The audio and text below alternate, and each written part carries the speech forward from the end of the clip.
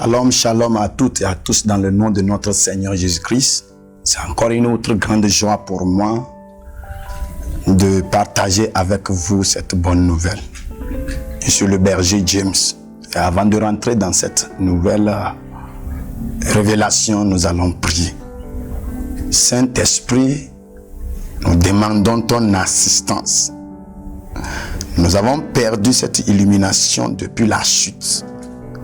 Et depuis que tu es arrivé, nous sommes en train de reconquérir cette illumination. Nous voulons que tu nous amènes encore dans une autre dimension à travers ce message-là. Au nom de Jésus-Christ. Amen. Je voudrais partager avec vous sur ce thème très important que j'ai intitulé « Ressusciter le nom de famille ». La résurrection du nom de famille. Dans ce moment, nous sommes en train de célébrer la résurrection de Jésus-Christ. Jésus est ressuscité d'entre les morts et nous tous, nous sommes en train de célébrer sa résurrection.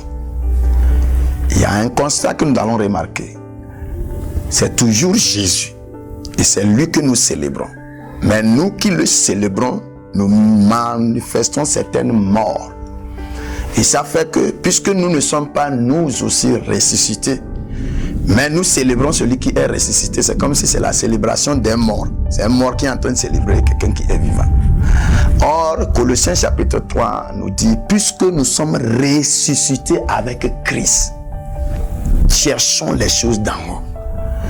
Lorsqu'on dit nous sommes ressuscités avec Christ, nous ne sommes pas en train de parler seulement de la résurrection corporelle, mais nous sommes en train de parler de la résurrection de certaines choses dans notre vie. Ça veut dire qu'il y a certaines choses qui n'ont pas expérimenté la mort biologique, mais qui ont expérimenté une certaine mort. Et lorsque Jésus-Christ est ressuscité avec nos esprits, il a permis que ces choses aussi soient ressuscitées. L'une des choses que nous comprenons que cela avait besoin d'être ressuscité, c'est nos noms de famille. Il y a beaucoup de noms de famille qui ont besoin de la résurrection. Quand on parle de la résurrection, c'est sortir du monde des inactifs au monde des actifs. Quitter le domaine du néant au règne de la manifestation. C'est-à-dire que beaucoup de noms de famille constituent une mort dans la vie de ceux qui répondent à ces noms-là. D'abord, nous allons comprendre dans la première partie que c'est quoi un nom? Dans le monde spirituel, c'est la parole qui domine. Et dans le monde physique, c'est l'écriture qui domine. Si nous voulons avoir des choses dans le monde spirituel qui vont rester et traverser le temps jusqu'à l'éternité, on doit les mettre sous forme parole. Et dans le monde physique, si nous voulons conserver certaines informations, nous devons les mettre sous forme écriture. Mais nous allons comprendre qu'avant l'arrivée de l'écriture sur la terre ici, avant que l'homme n'apprenne à écrire, qu'est-ce qui se passait? C'était la parole. On parlait de la tradition orale en ce moment. C'est-à-dire que les gens utilisaient plus la parole. Ils véhiculaient les informations de bouche à l'oreille, de génération en génération. Donc nous allons comprendre que c'est dans ce système de conserver les choses par la parole que les noms viennent. Dans le règne de Dieu, Dieu a commencé par introduire quelque chose dans la vie d'Adam. Lorsque Adam est sorti sur la terre ici, la Bible dit qu'il a conduit les animaux vers Adam pour que Adam leur donne les noms. Pourquoi? Parce que Dieu veut tester Adam pour voir s'il a vraiment la capacité divine en lui. Ça veut dire donner les noms émane de la capacité divine. C'est-à-dire c'est seul quelqu'un qui comprend les dimensions divines qui pourra comprendre l'influence d'un nom. Le nom, c'est quoi? C'est un code. Quand on parle du nom, on parle d'un code. Quel est le rôle de ce code-là? Le code-là ouvre une vie, déclenche une vie. C'est le code-là qui canalise une vie. Alors, si on veut que tu vives une vie de douleur, il suffit seulement qu'on te donne un nom qui a pour code douleur dans ta vie. Et lorsqu'on te donne ce nom-là, toi, tu réponds seulement à un nom, mais ce qui va sortir de ce nom-là, agir sur toi, ce n'est que douleur. Alors tu vas comprendre par là que Dieu voulait par exemple que le lion vive une vie qui sera codée par Adam. Alors il amène le lion vers Adam pour que Adam lui donne un nom qui est un code d'une vie. C'est comme ça l'influence des noms agit. Et tu vas comprendre que le moment que Adam a chuté, c'est-à-dire le moment qu'il a mangé le fruit défendu, l'une des choses qu'il a perdu, c'est l'autorité de sa parole. Désormais, il n'arrive plus à parler et ça s'accomplit. Il n'arrive plus à créer les choses par sa parole et surtout les choses positives. Alors, tu vas comprendre que depuis ce moment-là, tous les noms qui sortiront de la bouche d'Adam auront pour influence négative, la négativité. La négativité. C'est cela que tu vas comprendre quelque part, on appelle quelqu'un Abraham, ce qui signifie père supposé. Pourquoi on peut appeler quelqu'un un père supposé? Et il va falloir qu'un jour Dieu rencontre cet homme-là qui avait pour nom Abraham, c'est-à-dire père supposé, et changer ce code-là en Abraham, qui signifie père de multitude. Alors tu comprends que nous avons vécu une vie qui a été l'accomplissement d'un nom qui a été un code. Alors nous allons comprendre aussi que les noms grandissent. Un nom peut grandir, c'est-à-dire que c'est un individu qui reçoit ce code-là comme un nom, et il ne commence pas à vivre ça. Et tout ce que l'individu l'a fait sera logé dans ce nom-là. Mais lorsque cet individu commence pas à poser certains actes, faire certaines choses jusqu'à ce qu'il va commencer par s'imposer sur la nature, dans l'univers, tu vas voir que certaines personnes qui vont émaner de la personne-là vont prendre le nom de la personne-là sur leur propre vie. C'est là-bas que le nom qui était entre-temps individuel, le nom d'un individu, va grandir pour devenir le nom de famille. Désormais, tu vas voir que ce n'est plus la personne seule qui répond à ce nom-là. Beaucoup de personnes qui sont sorties de cette personne-là vont répondre à ce nom-là. Ça veut dire que son nom a grandi et est devenu maintenant un nom de famille. Quand on appelle ce nom, beaucoup de personnes vont répondre. Automatiquement, le nom là ne va plus influencer une seule personne, mais le nom là va commencer par influencer beaucoup de personnes. Et le nom peut grandir d'un nom d'un individu à un nom de famille. Et grandir d'un nom de famille même à un nom d'un territoire. Et tu vas voir qu'il y a certains territoires qui ont les noms de certaines personnes. Et tu vas voir que dans ces territoires-là, ce n'est pas une seule famille qui est là-bas. C'est plusieurs familles. Donc ça veut dire que le nom là, devenant le nom d'un territoire, a grandi même. Il est devenu maintenant le nom de plusieurs familles. Et tu vas voir l'influence de ces noms là sur plusieurs générations. Dans certains pays, tu vas voir qu'il y a certains noms qui tournent. Quand on appelle ce nom là, tout le monde tremble. Ça veut dire que ces noms là ont grandi, atteint une certaine dimension donnée où ça influence le temps et l'espace. Mais ce que vous allez comprendre maintenant, c'est que Satan nous a conduits à l'envers de ce que Dieu voulait depuis qu'il a commencé par dominer. Au lieu qu'il nous amène à vivre des noms qui sont vivants, il nous a poussé à poser des actes qui ont tué les noms. Alors tu vas voir, certaines personnes ont posé certains actes et ça fait que ces actes-là agissant ont commencé par négater le nom que la personne leur répondait. Et c'est depuis ce temps-là que certains noms ont commencé par mourir. Certaines personnes sont allées à une dimension donnée où ils ont refusé de porter certains noms positifs. Ils ont commencé à accepter porter des noms qui expliquaient un événement négatif. Tu vas voir, dans certaines familles, on va donner le nom à quelqu'un. La mort est sortie. La mort a avalé. La mort a mangé. Et la personne là va vouloir qu'un jour, ce nom-là grandit, devenir un nom de famille, influencer beaucoup de personnes. Et tu vas voir, ce nom-là va commencer maintenant par influencer négativement. Si nous prenons le cas de Jabez, la maman de Jabez, en mettant au monde, Jabez a senti des douleurs atroces. Et en le mettant au monde, elle a dit, cet enfant-là, je vais l'appeler Jabez, ce qui signifie douleur. Et nous avons vu la vie de Jabez. Il a manifesté la douleur dans sa vie. Ça veut dire qu'il expérimentait le nom mort dans sa vie. C'est-à-dire le nom là l'amenait à vivre une vie morte. Alors Jabez a compris qu'il faut faire quelque chose. Son problème n'était pas un esprit mauvais. Son problème n'était pas un milieu. Son problème était le nom qu'il porte.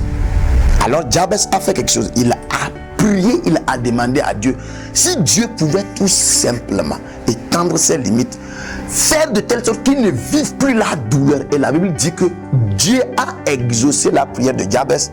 Et Jabez a commencé par devenir maintenant un homme d'honneur. Il avait l'honneur plus que tous les membres de la famille. Ça veut dire qu'il a travaillé sur son nom de famille. Pourquoi Dieu va rencontrer Jacob, lutter avec lui, et la fin, le résultat de cette lutte, c'est que Dieu lui donne un nom. Tu ne seras plus Jacob, mais tu seras Israël. Ça veut dire que Dieu même comprend et accepte qu'il y a certains noms qui sont morts. Et il doit soit les ressusciter, soit les changer. Pour Jabez, Dieu n'a pas changé le nom de Jabez. Pour Jabez, Dieu a ressuscité le nom de Jabez. Pour Jacob, Dieu a changé le nom de Jacob. Par exemple, pour Simon, Jésus-Christ a changé ce nom-là. Mais nous, ici, nous ne pouvons pas changer nos noms de famille parce que ces noms-là se trouvent sur nos dossiers, nos documents. Alors, nous n'avons pas besoin d'aller changer ces noms-là, mais nous avons la capacité de ressusciter ces noms-là. Un nom que tu ne peux pas changer, mais c'est un nom négatif qui t'influence. Tu as l'autorité divine maintenant de ressusciter ce nom-là. C'est que le nom-là a commencé maintenant par refléter une vie morte dans ta vie que tu as la capacité de ressusciter.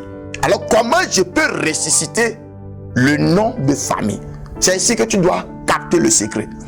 Tu vas voir, quand tu regardes le nom de famille, tu regardes ce nom-là, tu vas voir que ce nom-là s'est imposé sur la vie des gens de la famille d'une manière qui n'ont pas dépassé une certaine dimension dans la vie financière, économique, politique, sociale, spirituelle. Le nom là a été une limite. Ça veut dire que c'est là-bas que le nom là se limite. Alors toi aussi tu viens, le nom là te limite là-bas. Alors si tu comprends et que tu veux ressusciter ce nom, ça veut dire que tu dois chercher maintenant à faire quelque chose que personne n'a jamais fait parmi les gens qui répondent à ce nom là. Tu dois chercher maintenant à percer, dépasser la limite des gens qui sont dans ce nom là. C'est ce qui t'amènera maintenant à localiser tous les gens de la famille qui répondent à ce nom-là. Regardez leurs limites et maintenant commencer par chercher à percer, dépasser. Lorsque toi, la première personne, tu fais quelque chose que personne n'a jamais fait dans cette famille-là, tu as commencé maintenant à ressusciter ce nom-là, à aller dans une autre dimension.